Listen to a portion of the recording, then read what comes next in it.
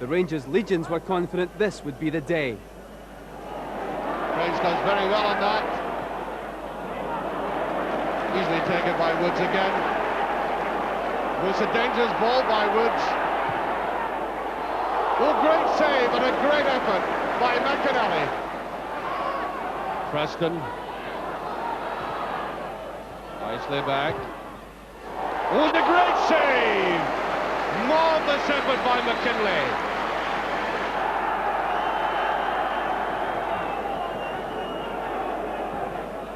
Go with it. Trevor Stevens, a great goal!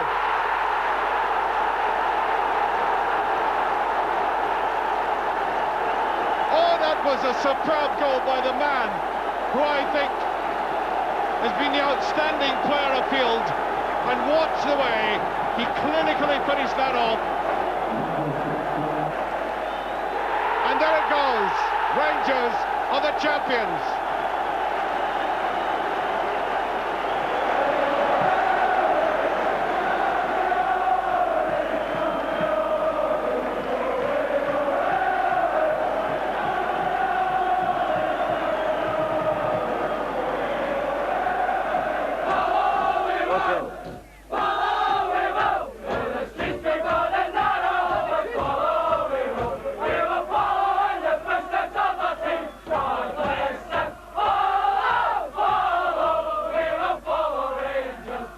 Satisfying to win there, because it's never an easy place to go and get a result.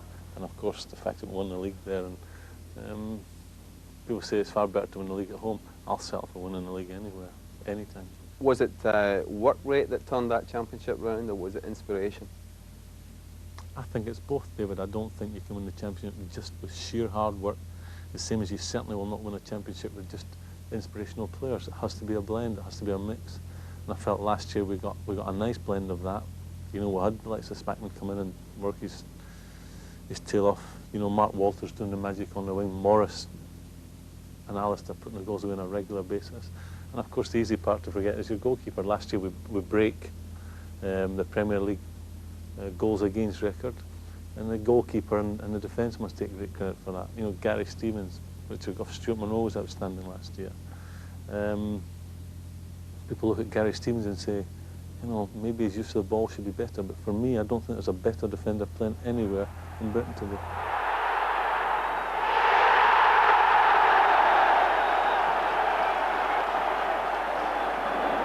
Walters taking on Milne. Chance for Stephen! The most influential Englishman at Ibrox is Trevor Stephen. It took some time for his immense talent to be fully recognised by the Rangers' support, but the manager had no doubts. I'd never tell another manager how to do his job. I can't for the life of him understand how he's not in the England team.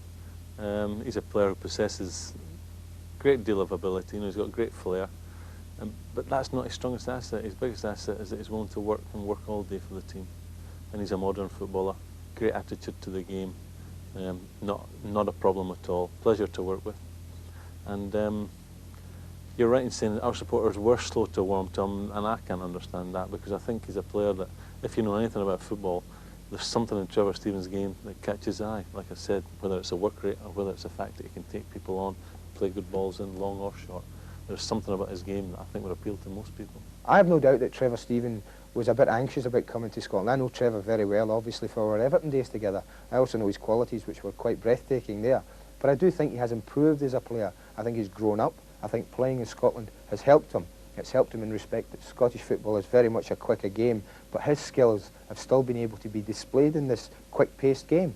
But yes, Graham Souness will be in there batting with the best for the best players, and his signing of Trevor Stephen was wonderful. On the last day of the season then, it's against Dunfermline, it's a happy day of celebration, and you decided to play. Why did you do that? Well, I'd announced that my last game the year before was going to be in the cup final. I said, you know, that was definitely going to be it. And that turned out to be a day I wouldn't want to remember, and I didn't want to go with a bad taste. And fortunately, as I said, we'd won the league by then, and we'd won it well. And I took advantage of the situation, if you like, and played, and I had my son here, and he enjoyed the day, and I enjoyed the day, and I think my dad did as well. Walters. that very well. There's Uso Butcher. Great goal line clearance. And there's Johnson, can't quite get in. Here's McCoy's. Really should have buried it. Look at the pace of Walters. Tremendous run, and there's McCoy's. Yes, he's done it.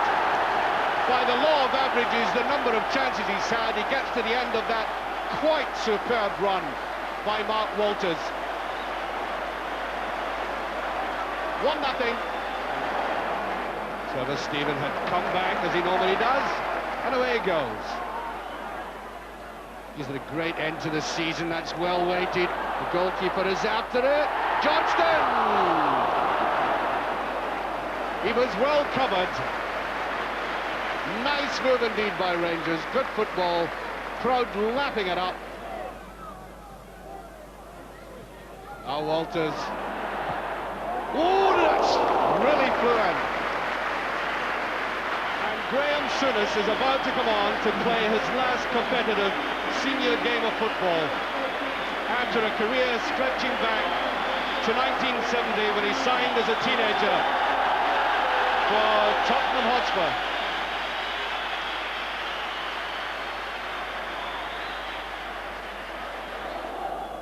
Walters. Souness, and I wonder what's going through his mind now. Seconds away from his last game, that's a very good ball indeed. Trevor Stephen.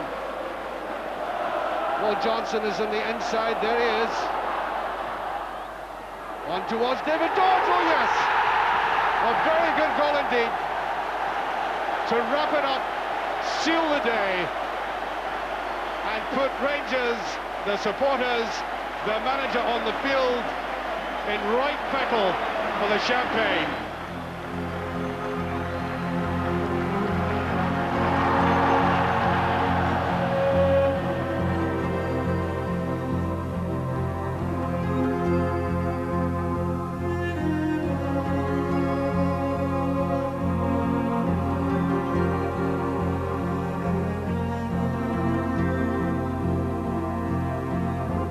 Celebrations afterwards, you with your son.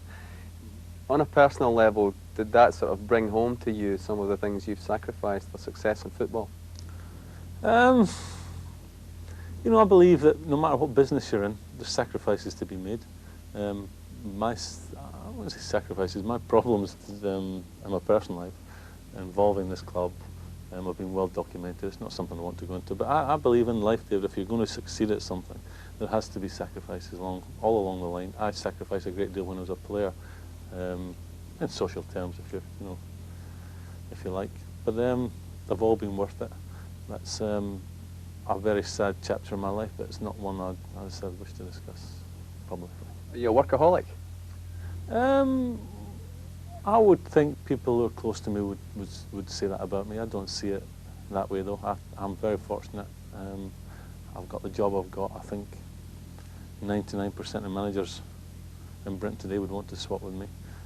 I manage what I regard and what other people regard as the biggest club in Great Britain. Hopefully one day we can make it the best footballing club in Great Britain one day. What about this man, Graham Souness? What's he meant to you? Well, he's actually meant a lot to me because it was him that brought me here. He brought me sectarianism here. I'd played with him in the Scotland games for about 7 or 8 years. And even in my book I wrote about him, and I says he was the governor of the initial, the 80s. As far as I'm concerned, he still is. I think he'll go on here to become one of the greatest managers ever. What's he like to work for?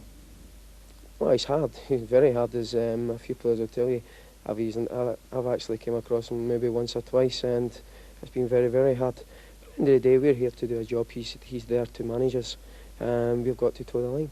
Let's just say I've seen cartons of orange and teapots and cups fly across the Ibrox dressing room in my short time there. There wasn't many defeats, but I can assure you that when defeat comes, it hurts badly. And I think that's another strength. People who say you should be as good in defeat as you are in victory, well, I don't hold with that, I'm sorry. I was a dreadful loser myself, and having seen Graham Souness for 9 months coming into that dressing room after they've been beat, I know he's a bad loser as well, and that can only be good for Rangers. Here's Connor, lofting it in. The header from Mason. Aberdeen are ahead. This was one occasion when Rangers had to cope with losing. McCoy's backing into Willie Miller. The referee has given a penalty kick. Well, that is quite remarkable.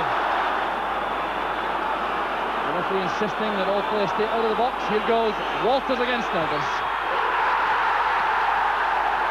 Rangers are back on level terms. Despite that goal, the 1989 Skol Cup was to be one of two trophies Rangers couldn't get their hands on. There's Nicholas. It's back to Mason.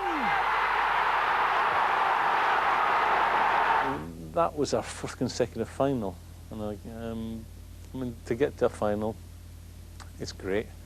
If you get to a final, you want to be the winner at the end of the day. On that day, I'd felt the year before that when we beat Aberdeen, we carried the luck on that day. In that game you're talking about, we didn't carry the luck, and they got the trophy that time. But there was no disgrace in losing that final. It was another good advert for Scottish football. On the day we missed out, but no real complaints. I mean, we'd got to the final, we'd done ourselves justice, and just didn't carry out a wee bit of luck on the day. That's how I see it. Of course, the Scottish Cup is the one that you haven't been able to get your name on yet in your time here. Is that something that worries you at all? It doesn't worry me. I've always said the league is the priority. The Scottish Cup, same as the English Cup when I played in England. I don't use the word jinx. It was something I never had luck in. I believe to win a cup competition you have to carry a wee bit of luck, and in some cases a lot of luck.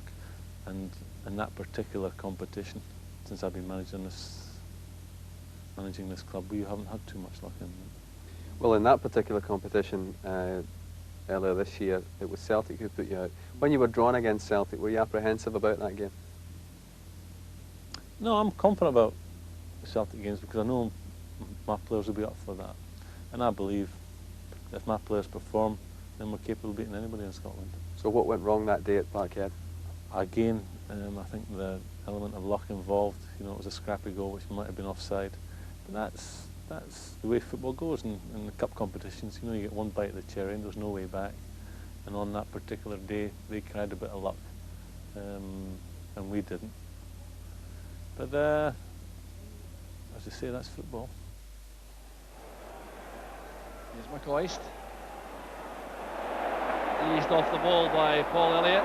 Maurice Johnston cut off the pass back. Here's McCoist for Johnston, but he's offside, it won't count. Here's Peter Grant. Coyne sets off on a run. Woods is committed. Well, Chris Woods did well. Here's McCoist trying to force his way beyond White. Chris Wallace gets it just ahead of Johnston. The danger's not over. Elliott does well. Stevens reacts to the signal there from Johnston. Clever Stephen. And that...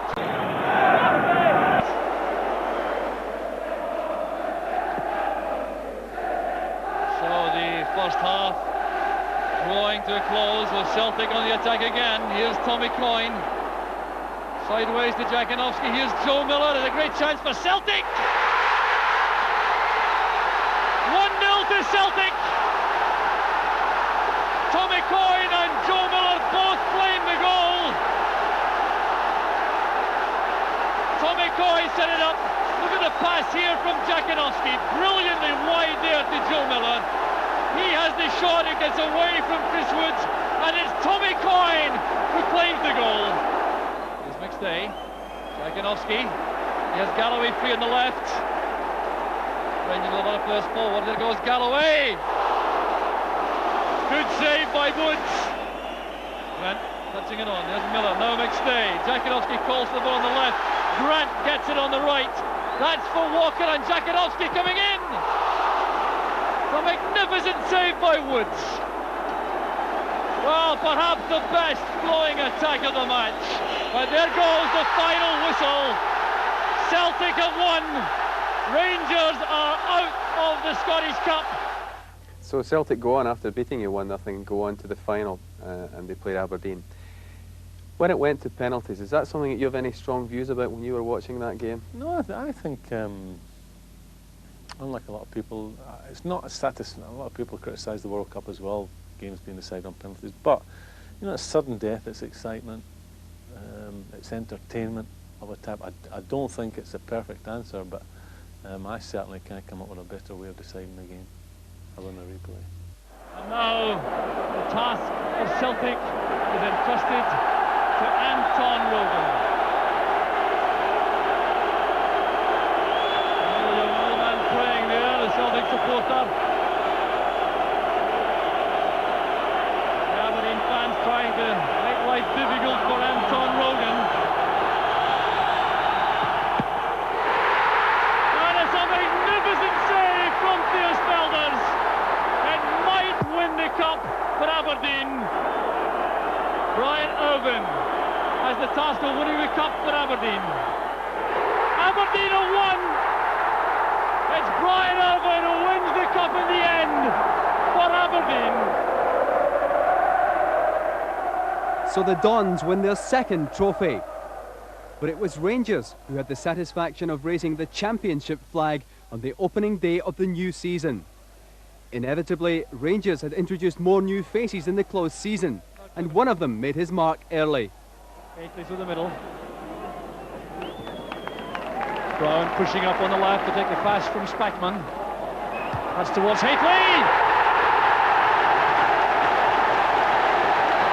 The opener for Rangers. Just 10 minutes on the clock. And any lingering doubts among the Rangers fans about Mark Hateley quickly dispelled. Slid in by Cosma. Helped on there by Butcher as far as Paul Smith. Ricochet there, it's turned in by McCall. And Dunfermline are back on level terms. Walters wants to take on Wilson. Great cross for Johnston! The goal which has been threatened throughout the second half is delivered by Maurice Johnston. Walters again trying to test Tom Wilson, this time going inside, brought down from the rear, and that is a penalty kick. So it's Walters against Rhodes. 3-1 to Rangers. That should clinch it. A good start to the season then, but the manager of Glasgow Rangers can never afford to relax. Souness continued to work hard on the training pitch, where he was aware of a major problem looming. Captain Terry Butcher had come back from the World Cup with an injury and was clearly short of peak fitness. He trained hard, but still found himself well off the Premier League pace when it came to matches. This was to be his last game for Rangers, and it was marked in the most embarrassing fashion. Rangers lost 2-1 to Dundee United, and Butcher was sensationally dropped for the Skol Cup semi-final. Terry was not performing as well as he was capable of. He had fitness problems, and I think it was a relief to Terry to actually leave him out at that stage. And we went about our business again, and I can't think of any other words to use, but in a professional manner. And on the night we were the better team, we deserved to win. We played very well. In the first 10 minutes we started slowly, and after that we played very well in the first half. Got our goal, and in the second half we were just solid. And there wasn't much between the teams in the second half. It wasn't a great game in the second half. Unlike the previous games we've had with Aberdeen at Hampden, where they've all been classics. And we deserved to win that night. It was a good game. Stephen. Oh, it's a mistake by Irvin. Stephen. Johnston still got the ball, but not quite in such a dangerous position as it might have been to Aberdeen. They'll challenge with the goalkeeper here, but Theo Snelders is a very good all-round technician. Going inside Munro, Mason making an intelligent break. Ian Jess in the middle, this is Grant. Oh, and coming in at the back post was Robert Connor. Aberdeen really didn't gamble and overcommit their resources to getting into the Rangers penalty area to try and round it off just in case Rangers broke as they're trying to do now. Munro, from one left back to the other. That's a terrific ball from McCoy. Sure, we're in for a treat. Here's Johnston for Hurley. Stephen! It was a rascal. Johnston going to the far post. McCoy, Stephen will shoot, and not conclusively. I know there was a feeling in England that Trevor Stephen was a little lightweight to play in the centre of midfield, but Andy, I've always liked to see him play in there. Yes, and he's always felt that eventually that would be his best position. I know a lot of people down south watching tonight, many Everton supporters will find it strange to see him in that position. But I know even from Everton days there that he did feel that that was his best position. He eventually wanted to find himself in there. And I think to be playing in Scotland at the pace the game's played it in there shows that he can do it. I suppose as far as playing for England, though, his best chance is still to play wide on the right. But look at it through the middle here. Trevor Stephen! It's a fabulous goal!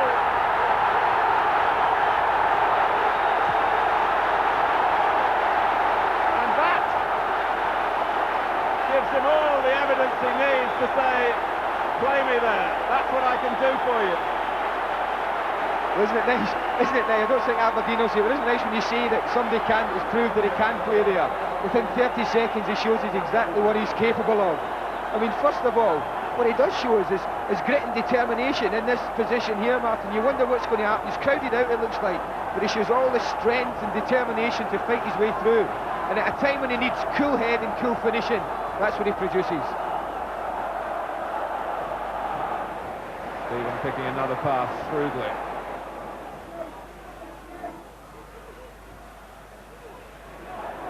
Backman.